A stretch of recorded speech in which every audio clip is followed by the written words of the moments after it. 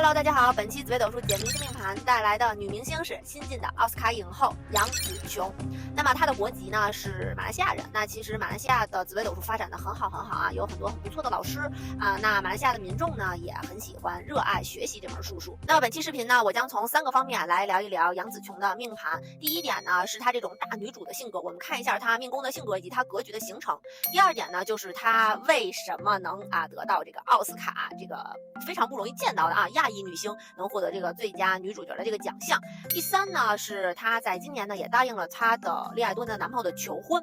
为什么恋爱这么多年偏偏要在今年就是去结婚把这个事情完成。好，那我们先说这个命盘的第一个特点关于她的性格。那杨紫琼的命宫呢是太阳天梁化禄坐命。那其实阳梁坐命的女性性格上就很偏向阳性吧，因为阳梁其实是一个男性坐命，可能更能凸显这个男性特质的这样一个命宫的组合。那么女性坐命的话呢，其实阳梁的女孩子从小就有一种大姐大的气质并且喜欢无私的去帮助别人而且是不求回报的那种。她对于自己的生活中的发光发热，每天呢都在寻找一个可以被她照顾的人呢，可能是朋友，可能是亲人，可能是另一半。这种性格的女生呢，主导性很强又特别爱面子。那么在生活中呢，她是要做绝对主权的这种，大家都要听她的就她说了算的这种。其实这个命盘对于女生做命来说，情感跟婚姻不顺遂的概率是高的，因为女孩子嘛，还是想找一个在各方面都比自己更强，或者说可以 hold 住自己的那种男生。那么阳梁坐命的女生呢，这方面呢相对来说她的不顺遂就来自于可能总觉得自己找的另一半气势上包括果决上包括处理问题的能力上来说，相对呢她会觉得比自己更差一些。我觉得呢，如果你是阳梁坐命的女生，那么在寻找另一半的话，其实你要满足自己的一个核心需求。你的需求呢并不是要一个比你更强的另一半，你的需求其实是需要一个很好的能被你照顾的另一半，这个才是阳梁坐命的女生她的核心的需求。那她也很拼杀对于事业上做的也非常好。那我们就来到了杨紫琼这个命盘的第2点，关于她这个奥斯卡影后，我们从命盘上怎么能发现她的蛛丝马迹。那2022年《瞬息全宇宙》是上映的，2023年她获得的奥斯卡影后。在这一年里面她的卯年就是今年的兔年流年走文曲天魁从她今年的本命的命宫出发，她的3方4正正好碰到我们非常非常强的一个格局，叫阳梁昌禄那从今年的出发的话，她的财帛做天机文昌禄存，迁移做她的本命太阳天梁化禄官禄宫做天同巨门。那其实阳梁昌禄呢，之前我记得好像吴磊那期的时候我有录过，当时就是说吴磊以第1名的成绩考到了那个他所处的这个大学嘛。那其实阳梁昌禄在古人看来就是一个很正的拿到一个奖赏或者是一个功绩，甚至说过去科考中状元中探花这种算是很正式的能得到一个认可的这样的一个操作。那如果你要是想看看自己家的小宝宝或者自己的命盘有没有考取很好的功名这种现象的话，那其实阳梁昌禄的这个3方4正的组合是一个非常好的预示。在我看来，杨紫琼的奥斯卡得到这个最佳女主角的这个奖项，其实也等同于古人眼里看到的金榜题名。好，那我们再说一下第3点。那大家会觉得像杨紫琼这种专心事业、专心搞钱，并且获得成功的女性，是我们新时代的女性的楷模。但是呢，当我看到她的命盘的时候，我会发现，其实她一生当中对于婚姻以及自己的子女这方面，其实一直是有所缺憾。杨紫琼这张命盘身宫是落在了夫妻宫，那没有想到这个看起来挺性格非常的刚硬同时又是大女主的这种剧情的女性她居然是一个身夫同宫。那么杨紫琼的夫妻宫做天同加巨门，其实阳梁这个命盘搭配的另一半相对来说就更像个需要被照顾的对象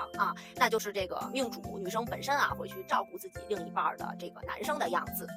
那对于这个命盘来说，他的官禄做得再好，他拿到了再高的成就，如果没有一个家庭，没有一个子女，依旧是他生命当中的一个小小的缺憾。那据我所知，杨紫琼之前是有过一段失败的婚姻，而且她一生是没有子女的状态。她的上一任前夫呢，其实是有一个孩子的，那就是她的继女嘛。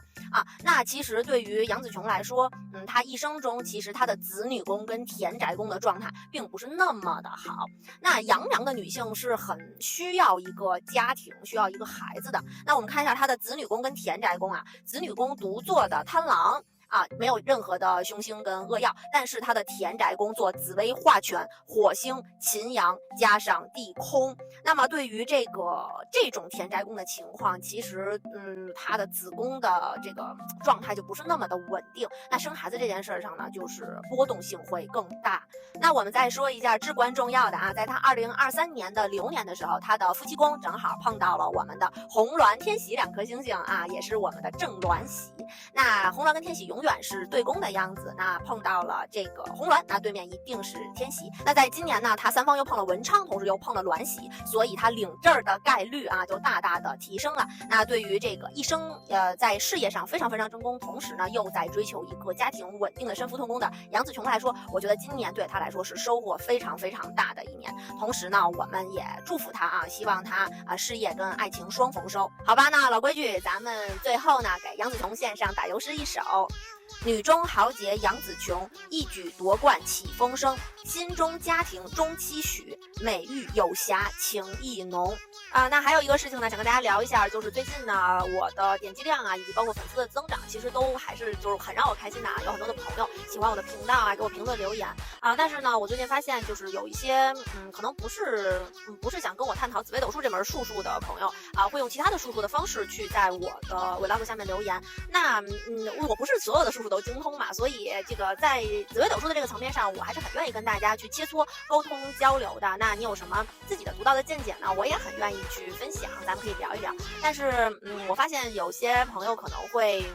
用其他的术数来去诠释，比如说某一个明星或者怎么样的。那大家的学术方向不同，那自然可能会有一些不同的意见，但是那个呢又不是我的领域，所以呢，我觉得这个东西呢可能会